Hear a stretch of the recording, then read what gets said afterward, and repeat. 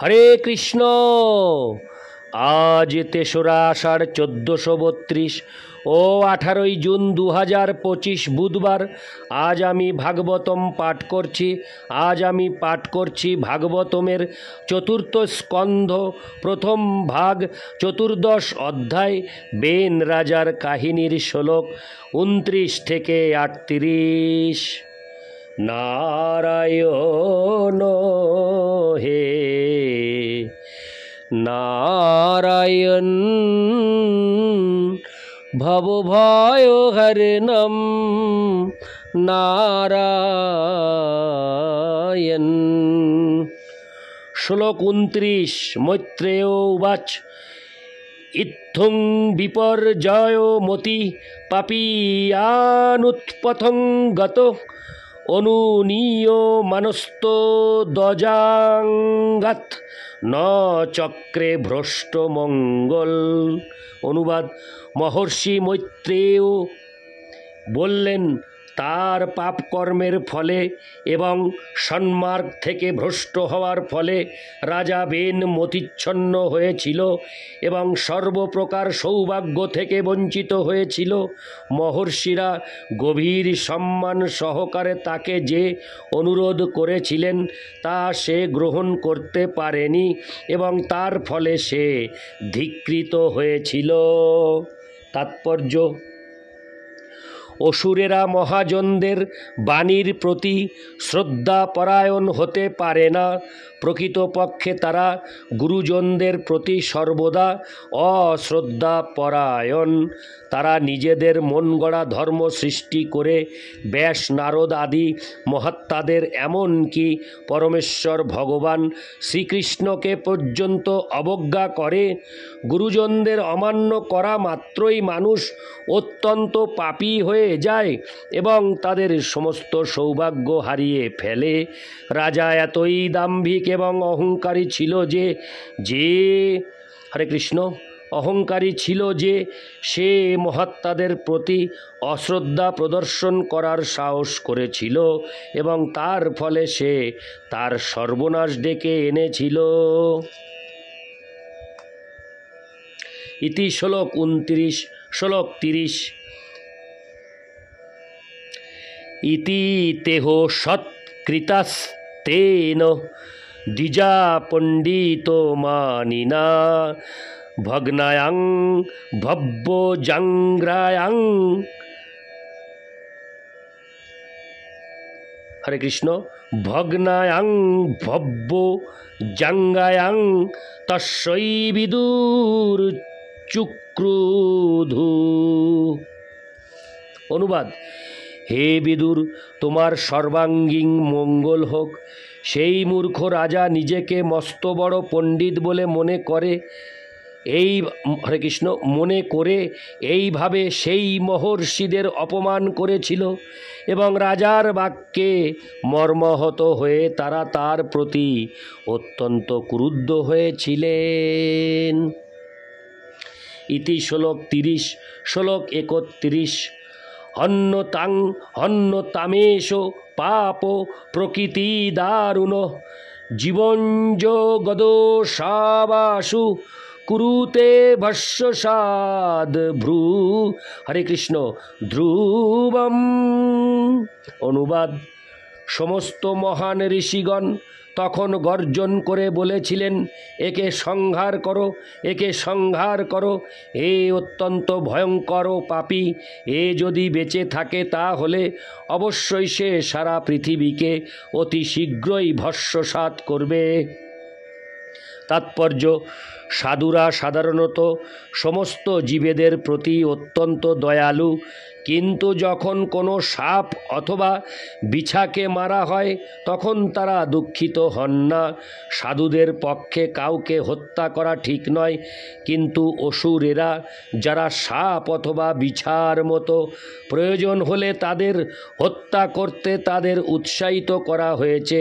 তাই সমস্ত ঋষিরা রাজা বেনকে হত্যা করতে স্থির করেছিলেন।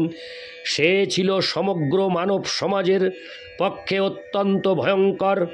এখানে আমরা দেখতে পাই ঋষিরা রাজাকে কতখানি নিয়ন্ত্রণ করতেন।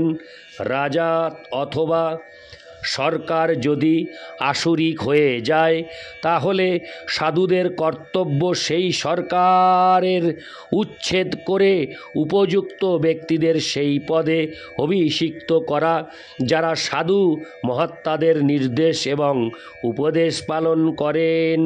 ইতি শ্লোক 31, শ্লোক 32।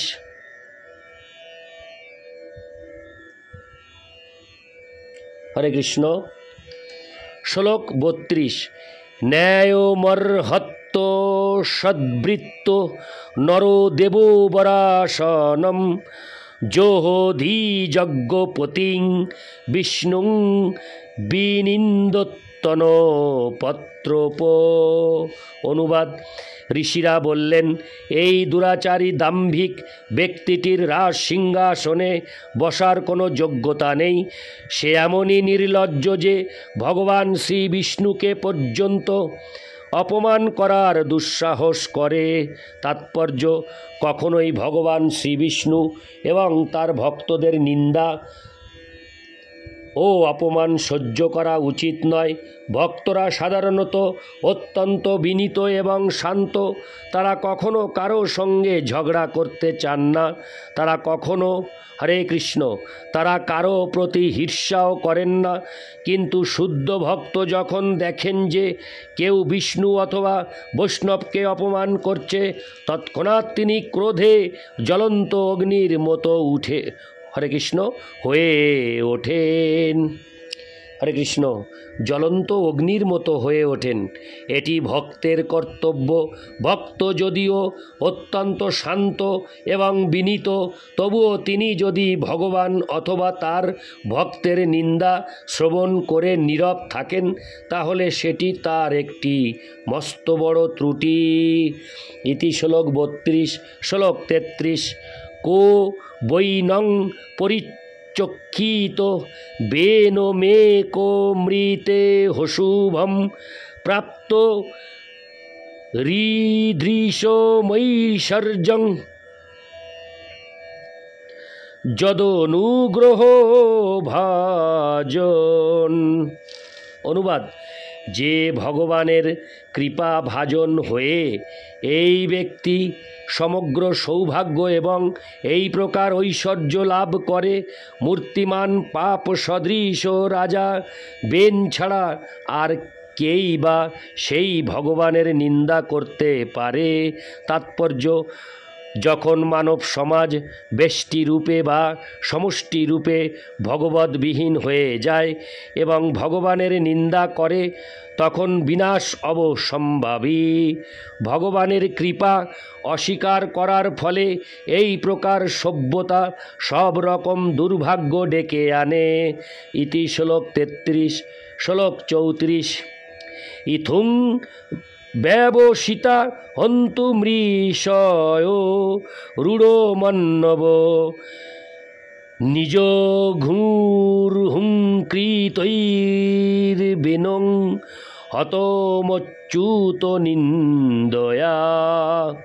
অনুবাদ: ঋষিরা এইভাবে তাদের আচ্ছাদিত ক্রোধ প্রকাশ করে তৎক্ষণাৎ রাজা বেনকে হত্যা করতে স্থির করেছিলেন। পরমেশ্বর ভগবানের নিন্দা করার ফলে রাজা বেন পূর্বেই হত হয়েছিল। এইভাবে কোনো প্রকার অস্ত্র প্রয়োগ না করে ঋষিরা কেবল হুঙ্কার ধ্বনির দ্বারা রাজা বেনকে সংহার করেছিলেন। ইতি শ্লোক 34, শ্লোক 35।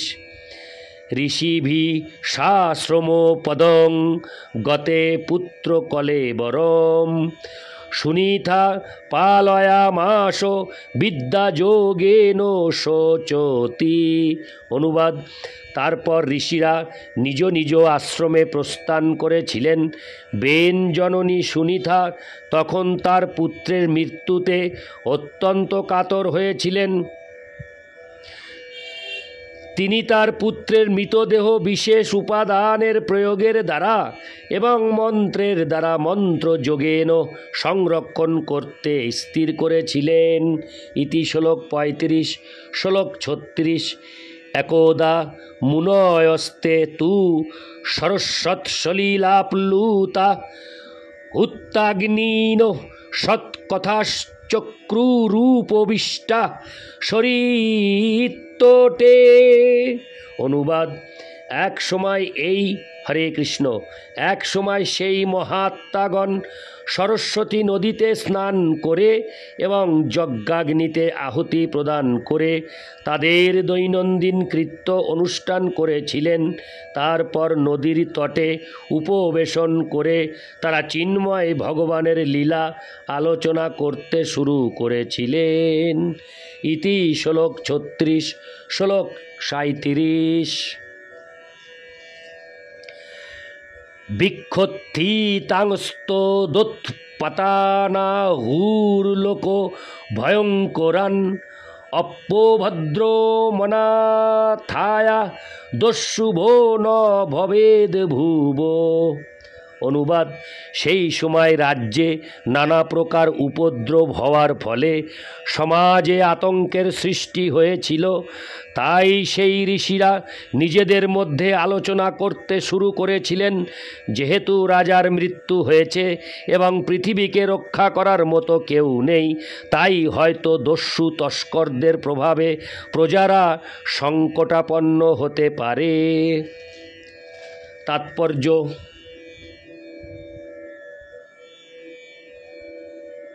হরে কৃষ্ণ।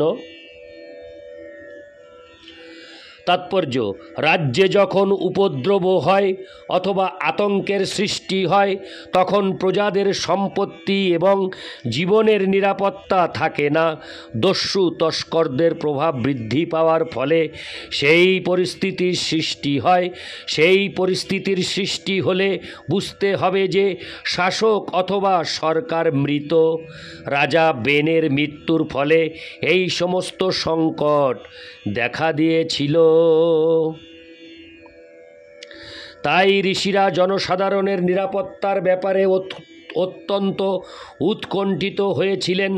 এই দৃষ্টান্তটি থেকে বোঝা যায় যে রাজনৈতিক ব্যাপারে যদিও সাধুরা সাধারণত হস্তক্ষেপ করেন না, তবুও তারা সর্বদা জনসাধারণের প্রতি অত্যন্ত কৃপা পরবশ।